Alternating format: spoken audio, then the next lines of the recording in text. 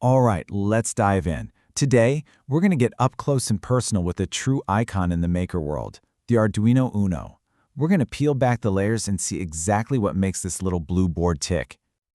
You've probably seen this board all over the place, right? It's the engine behind just countless projects, everything from simple blinking lights to some seriously complex robots. But have you ever really stopped and wondered what all those little bits and pieces on there actually do? Well, you're in luck, because that's exactly what we're about to find out. And there's a reason it's so popular. I mean, even the folks at Arduino will tell you, the Uno is the most robust, the most used, and by far the most documented board in their entire lineup. All that support, plus a really forgiving design, just makes it the absolute perfect place to start if you're curious about electronics and code. So, first things first, let's talk about the single most important part of this whole setup. We're talking about the brain of the operation, the microcontroller. So what is a microcontroller anyway? Well, the easiest way to think about it is like a tiny, complete computer packed onto a single chip. Now, it's not going to run Windows or browse the web. Its job is much more focused. It's designed to run one specific program over and over again inside an embedded system, which is pretty much what every Arduino project is. And that big guy, right there in the middle of the board? That's it. That's the ATmega 328P. This is the powerhouse, the main processor, where your code, your sketch, lives and runs. It's the part that reads the sensors, drives the motors, and basically brings your whole project to life. Now, inside that brain, there are three different kinds of memory. First, you've got 32 kilobytes of flash memory. Think of that like its tiny hard drive. It's where your code is stored permanently.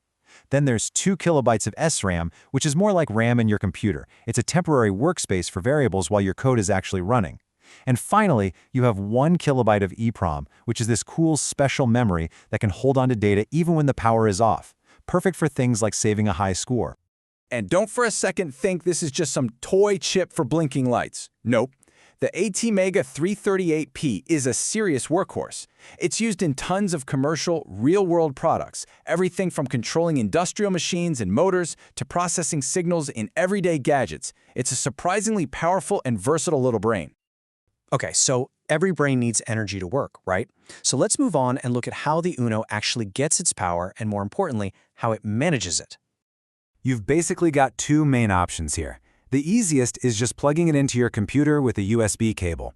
That's perfect for uploading your code and running simpler projects, but for anything that needs more juice, like a robot with a bunch of motors, you're going to want to use this external power jack with a battery or a wall adapter, and you'll want to aim for something between 7 and 12 volts. But what's really going on when you plug in that power jack? It's actually a super clever 4-step process. First, the power goes through a protection diode, which is a lifesaver if you ever plug the power in backward. Next, it hits a voltage regulator chip. This little guy takes that 7 to 12 volts you're feeding it and knocks it down to a perfectly stable 5 volts. Finally, a couple of capacitors smooth out any electrical spikes or noise, giving you a clean, steady stream of power for the whole board. It's just a great example of that robust, beginner-friendly design. All right, we've got a brain and we've got power. So how does the Uno actually interact with the outside world? Let's take a look at what you could call its nervous system and its senses. Okay, so this next part is really important because it trips up a lot of people when they're starting out. Did you know the Uno actually has 2 microcontrollers? We've already met the main brain, the ATmega 328P, but see that smaller chip near the USB port? That's the ATmega 16U2. Its only job is to be a dedicated translator. It takes the USB signals from your computer and converts them into serial data the main brain can understand, and then does the same thing in reverse. The number one way the Uno talks to the world is through its 14 digital input and output pins. You can think of these as the board's hands and feet. They can send signals out to do things like turn on an LED, or they can read signals in, like from a button you press. But here's the really cool part. They're not all the same. Some of these pins have special powers. Pins 0 and 1 are for serial communication.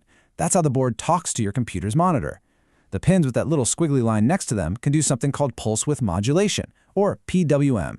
It's a neat trick where the pin turns on and off super fast to fake an analog signal, which lets you do things like dim an LED smoothly. Others are set up for high-speed communication, and my personal favorite for beginners, pin 13 is wired directly to an LED right there on the board, so you can test your very first program without wiring up a single thing. Now, on top of those digital pins, the Uno also has 6 analog input pins. If the digital pins are its hands and feet, these are more like its senses. Instead of just seeing on or off, they can read a whole range of voltage levels. This is how you connect sensors that measure things that change, like light, temperature, or sound. And here is another absolutely fantastic, beginner-friendly feature. The Uno has this thing called a resettable polyfuse. What it does is protect your computer's precious USB port.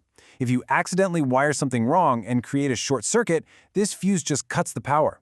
Then, once you fix your mistake, it resets itself. It's an amazing safety net that makes experimenting way less stressful. So that brings up a really good question. With so many newer, faster, and smaller boards hitting the market all the time, why is the classic Uno still so incredibly popular? Let's talk about its lasting legacy. You don't have to take my word for it. This quote from the official Arduino documentation really just says it all.